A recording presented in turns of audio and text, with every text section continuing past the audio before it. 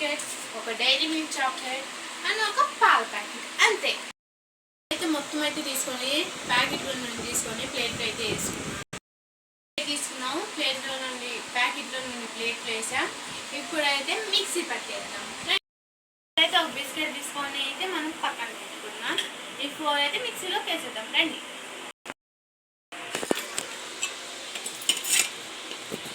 ఇదైతే ఇప్పుడు మనం మిక్సీ పట్టేద్దాం. ఇప్పుడు చూద్దాం అది పౌడర్లో అయిందో లేదో. చూడండి, పౌడర్లో అయితే అయింది. ఇప్పుడైతే కొంచెం పాలు పోసుకుందాం. ఇప్పుడైతే డైరీ మిల్క్ వేసేద్దాం. రండి. నేనైతే ఫస్ట్ ఒక లైన్ వేసుకుంటున్నాను.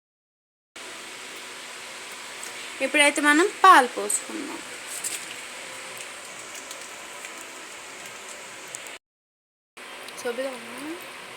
పాలు జరిగింది.